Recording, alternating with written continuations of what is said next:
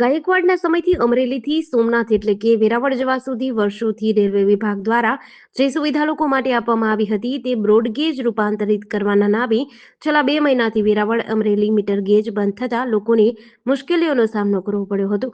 વિદ્યાર્થીઓ, નોકરિયાતો અને પેસેન્જર માટે એક વરદાનરૂપી ટ્રેન અચાનક રેલવે વિભાગ દ્વારા આ ટ્રેનને બંધ કરી દેતા લોકોને અનેક મુશ્કેલી પડી રહી છે. ત્યારે હાલ શ્રાવણ માસ ચાલી રહ્યો છે, જ્યારે અમરેલી, ધારી, ચલાલા, વિસાવદર સુધીના લોકો સોમનાથ જ્યોતિર્લિંગ દર્શન કરવા માટે પહોંચે છે.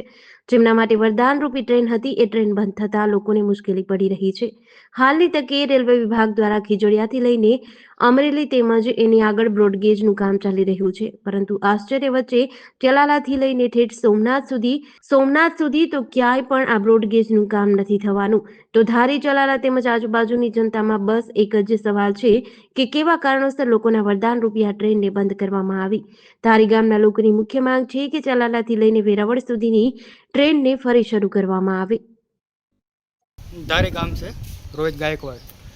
મારી માગણી એ છે કે હજી અમરેલીથી ધારી ચાચીથી ટ્રેન છે એને જલ્દીથી ચાલુ કરાવી નાખે અને યાત્રિકોને બહુ પ્રોબ્લેમ થાય છે જવા માટે. બરાબર, તો આપની મુખ્ય માગણી એ છે કે જે ટ્રેન બંધ કરવામાં આવી છે, અને જે યાત્રિકો છે એને બહુ પ્રોબ્લેમ થાય છે જવા માટે, તો સરકારને એ જ નિવેદન છે કે જલ્દીથી ટ્રેન ચાલુ કરાવી નાખે.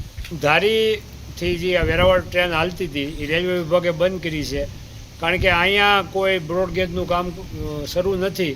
માત્ર અમરેલી સુધી બ્રોડગેજ લાઈન થવાની છે. એટલે રેલવે વિભાગને પણ આપણે વિનંતી કરી અને અમારા બધા નેતા છે એને પણ અમે રજૂઆત કરી છે. ભરતભાઈ સુત્રિયા છે, કૌશિકભાઈ છે, જેવીભાઈ છે. એટલે કારણ કે આ પવિત્ર શ્રાવણ મહિનો હાલે છે અને લોકોને સોમનાથ દર્શન કરવા જવામાં ખૂબ જ મુશ્કેલી પડે છે.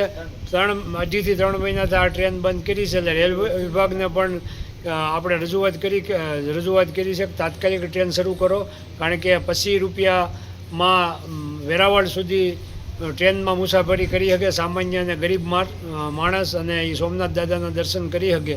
અને આ સેફટીવાળી મુસાફરી કહેવાય, કારણ કે આ રોડમાં અકસ્માત થવાનો અત્યારે ભય છે. વાહનને ટ્રાફિક બહુ વધી ગયું છે. એટલે વહેલામાં વહેલા આ ટ્રેન શરૂ થાય અને ધારીના, સલાળાના, વિસાવદરના બધા લોકોને આનો લાભ મળે એવી અમે પણ રજૂઆત કરવાના છીએ. અને ધારી ગામ વતી એવી માગણી છે કે વહેલામાં વહેલી આ ટ્રેન શરૂ થાય. અહીં ગાડી નહીં, એટલે શું ગાડી જ નથી, એટલે ગાડી બંધ કરી દીધી 2-3 મહિનાથી. બધાને જુનાગઢ જવું હોય, વેરાવળ જવું હોય, કોઈ દર્શને જવું હોય તો એ બંધ છે. આપની મુખ્ય માગણી શું છે? મુખ્ય માંગણી ગાડી ચાલુ કરે.